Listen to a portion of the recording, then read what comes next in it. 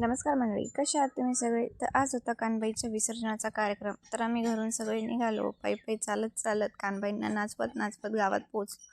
मग गावात पारंपरिक पद्धतीने फुगडी खेळायचा कार्यक्रम चालू होता. आजीबाई इकडं कानबाईला डोक्यावर घेऊन मस्त अशा नाचवत होत्या. सगळ्या आजींचा तिथे डान्स वगैरे चालू होता. बाबांची तर इकडं वेगळीच गर्दी चालू होती. बाबा लोक गावात नवीन व जुनी पिढी सोबतच नाचत होते. खूप असं छान दिसत होते. गावातल्या सगळ्या कानबाया एका जागेवर जमा केल्या. सगळ्या आजीबाया त्यांना डोक्यावर नाचवत इकडं देवीची आरती करून घेतली. त्याच्यानंतर मंदिराकडे नेताना इकडं मुली, त्याच्यानंतर महिला, तिकडे मस्त पुरुष मंडळी सगळे नाचत होते. त्याच्यानंतर कानबाईंना एका जागेवर ठेवलं, त्यांची पूजा वगैरे करून घेतली. मग त्याच्यानंतर एका मुलीच्या देवी अंगात आली असं बोलत होते. त्याच्यानंतर आम्ही सगळे एक कानबाईच्या विसर्जनासाठी निघालो. गावातली सगळी पुरुष मंडळी, महिला मंडळ सगळे निघाले. त्याच्यानंतर एका झाडाखाली बसलो. खूप जास्त ऊन होतं. त्याच्यानंतर देवींच्या आंघोळा वगैरे करून घेतल्या.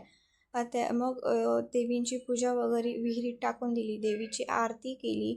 मग देवीची आरती वगैरे घेतली. त्याच्यानंतर घरी गेली, फ्रेश झाली. मग माझे पप्पा मला घ्यायला आले. मग माझ्या घरी गेली. मग आमचा टोफी इथं मस्त दुधुकाला खात होता. असा गेला माझा आजचा दिवस. Thank you so much.